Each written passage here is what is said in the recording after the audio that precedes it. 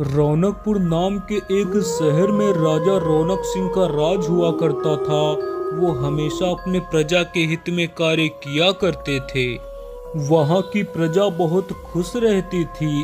एक दिन गिद्ध आकाश में भूतिया पेड़ के बीज लेकर उड़ रहा था। जैसे ही गिद्ध रौनकपुर पहुंचा तो उसके मुंह से एकदम बीज रौनकपुर के बीचों बीच गिर गया।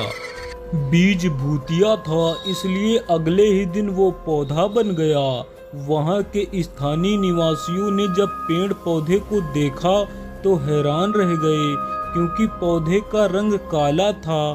बाद में लोगों ने आपस में चर्चा की और यह समझा कि खेत में उगने वाला कोई घास पात या वनस्पति होगी। दूसरे दिन वो पौधा काफी बड़ा हो गया और लोगों को ज्यादा दुविधा हुई कि एक ही दिन में ये पौधा इतना बड़ा कैसे हो सकता है।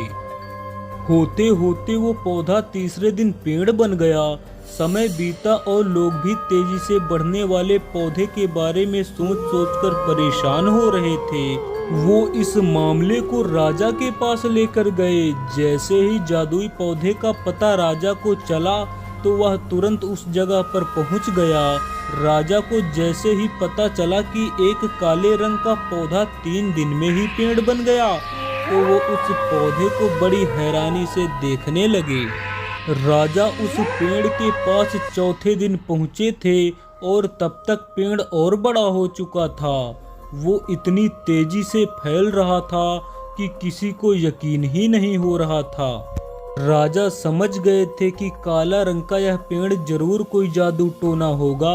इसी सोच के साथ राजा ने घोषणा कर दी थी कि जो भी इस पेड़ को खत्म करेगा वह उसे इनाम के तौर पर उसे 1000 सोने के सिक्का देंगे। यही नहीं, राजा ने यहाँ तक का पेड़ को खत्म करने वाला व्यक्ति मेरी मृत्यु के बाद मेरी राजगद्दी का हकदार बनेगा। इतनी बड़ी घोषणा सुनने के बाद हर कोई पेड़ को खत्म करने के लिए दिमाग लगाने लगा।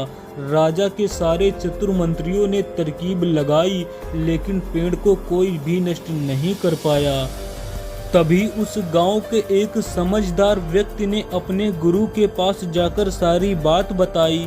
तब गुरु ने अपनी एकाग्र शक्ति से उस पेड़ को देखा और उस व्यक्ति से बोले कि क्या तुम इस पेड़ को नष्ट करना चाहते हो। तभी उस व्यक्ति ने कहा, जी महाराज जी। तभी गुरु जी ने उस आदमी से कहा कि यदि तुम इस पेड़ को नष्ट करना चाहते हो तो तुम्हें उस पेड़ के आसपास नमक डालना होगा।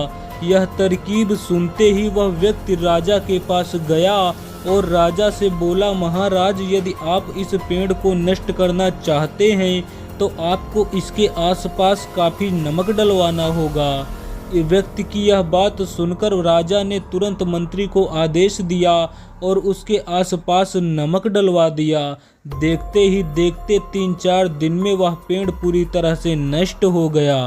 तो दोस्तों, हमें इस कहानी से यह सीख मिलती है कि ऐसी कोई मुसीबत नहीं है जिसका सामना ना किया जा सके। बस हमें धैर्य की आवश्यकता होती है।